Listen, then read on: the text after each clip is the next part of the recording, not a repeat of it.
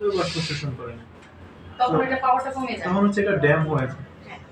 যেমন উদাহরণস্বরূপ যদি আপনি চাউল ভাজা খাইছেন না, ওটা কিন্তু যখন হয়ে যায়, ড্যাম হয়ে যায়, তখন টেস্ট ভালো থাকে না, টেস্ট থাকে না। আর যখন একদম মসমসে থাকে তখন হচ্ছে ভালো হয়। সেম ভাবে বিনসেও যদি আপনার এটাতে একটু মানে বাতাস যায় চলে যায় বা জলীয় বাষ্প শোষণ করে নেয়, তখন হচ্ছে কি এটা টেস্ট নষ্ট হয়ে যায়। তো এই হচ্ছে নর্মালি আমি চেষ্টা করেছি আমার এসপ্রেসোটা বানানোর জন্য পছন্দ না আসলে যা করছে তাও আলহামদুলিল্লাহ অনেক ভালো। এখন কি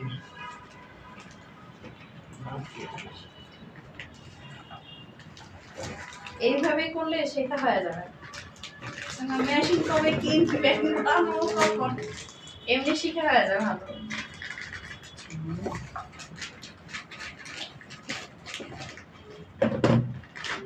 বইয়ে থেকে লস দিবেন না, এখন সবারই জানা আছে, এসপ্রেসো তৈরি করা আছে, একটা একটা করে করবেন, ব্যাস কাজ আপনাদের হয়ে গেল। আর আমি চাইলে যদি আমি দাঁড়িয়ে দাঁড়িয়ে আপনাদের বসে আমি শুধু তৈরি করে দেখানো, আমার সময়ও কম লাগবে, আবার আপনাদেরও ভালো না।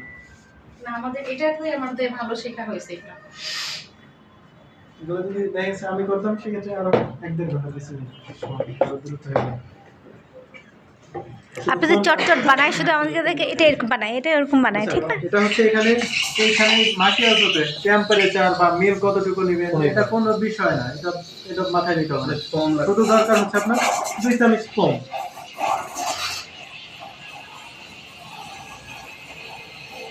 এটা ক্রিম করা না, এটাতে নয়, না, এটার মধ্যে এটার মধ্যে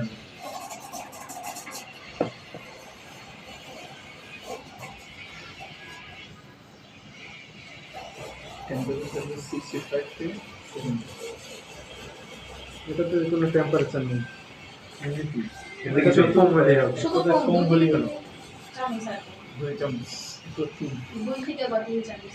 সবচেয়ে ইজি হলো গিয়ে এই আমেরিকান আর এই মোকাতো, কোনো কষ্ট নাই। এসপ্রেসো ইজি না? হ্যাঁ, এক্সপ্রেসোতে হচ্ছে মেন। এক্সপ্রেস তো এটা তো করতেই হবে, এটা দিয়ে তো কফি বানাতেই হবে। কিন্তু এগুলার মধ্যে টেম্পারেচার আছে, তারপরে এটা মিক্স হবে, ওটা মিক্স হবে, সিরাপ মিক্স হবে, কনডেন্স মিল্ক হবে। প্রেজেন্টেশন পারবো না। হ্যাঁ, মানে এক একটার মধ্যে এক একটা যাবে, কিন্তু এইগুলো তো একবার মানে কিছুই লাগছে সবচেয়ে না। বেশি হার্ড হইছে আপনার ওই যে ক্যাপাচিনোর ফোমটা করা, এইটাই সহজে আসে না। ফোমটা ফোম আর ডেকোরেশন ধরেন ওটাও করলেন, ডেকোরেশন করবেন কিভাবে? ডেকোরেশনটা ডেকোরেশন করতে হবে তাহলে সরি এটা হঠাৎ করে আসবে না। হঠাৎ করে আসে অনেক এই যে শেপ দেখাইছেন যে হাত ঘুরাই ঘুরাই একটু নিজে নিজে ডিজাইন করতেই হবে আর কি। প্র্যাকটিস করতে হবে হ্যাঁ।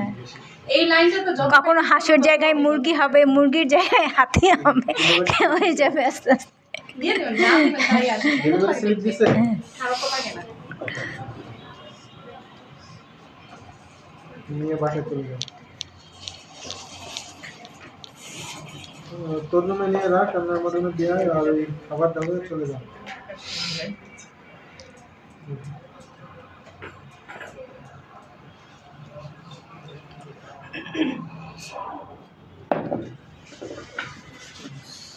এখান থেকে কি করতে হবে আমাদের? 2 চামচ শুধু তো 3 দিতে হবে উপর থেকে যে ফোম আছে না, এই ফোমটা দিতে হবে।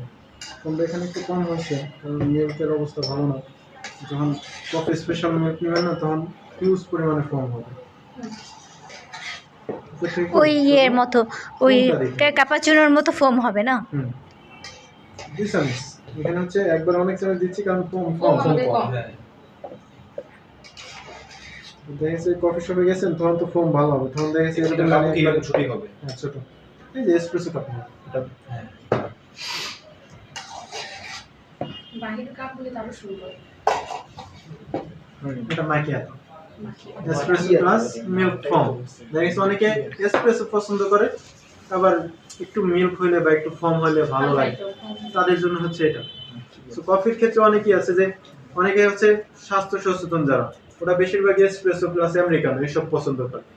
আবার দেখা গেছে যাদের এসপ্রেসো পছন্দ কিন্তু ওই 30 ml হয় না, পোষায় না, তারা চায় যে না আরো বেশি খাবে, তখন কি করবে? এসপ্রেসো ডোপে অর্ডার করবে।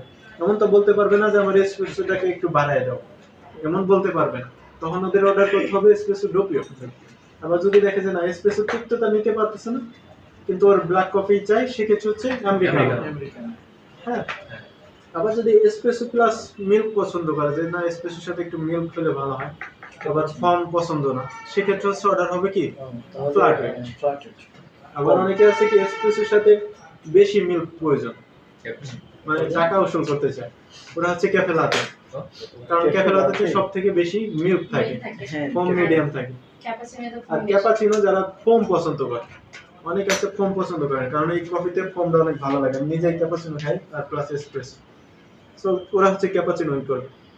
আর দেখা গেছে কেউ ফ্লেভার, এসব তিক্ত আর মিল্কের পছন্দ না, ওটার সাথে যদি কোনো ফ্লেভার পছন্দ হয়, যেমন একজনের এক একটা, কেউ কন্ডেন্স মিল্ক পছন্দ, মিষ্টি কন্ডেন্স মিল্ক হলে কি লাতের সাথে কন্ডেন্স মিল্ক দিলে স্প্যানিশ লাতে, লাতের সাথে চকলেট সিরাপ দিলে ক্যাফে মকা, লাতের সাথে ভ্যানিলা সিরাপ দিলে ভ্যানিলা লাতে। সবগুলোর সাথে সিরাপের নামের মিল আছে, ভ্যানিলা দিলে ভ্যানিলা লাতে, হেজেলনাট দিলে হেজেলনাট লাতে, তিরামিসু দিলে তিরামিসু লাতে। শুধু ডিফারেন্ট হচ্ছে চকলেট দিলে ওটার নাম হবে মকা, নামের সাথে মিল নাই, আর কন্ডেন্স মিল্ক দিলে ওটার নাম হবে স্প্যানিশ লাতে। তাছাড়া বাকি সব ফ্লেভার কফিগুলোর সাথে সিরাপের নামের মিল আছে, বুঝা গেছে? সেই কফিগুলো নিয়ে আর কোনো কারণ কনফিউশন আছে যে এগুলোর ভিতরে এটা হবে না, এটা নেগেটিভ আছে?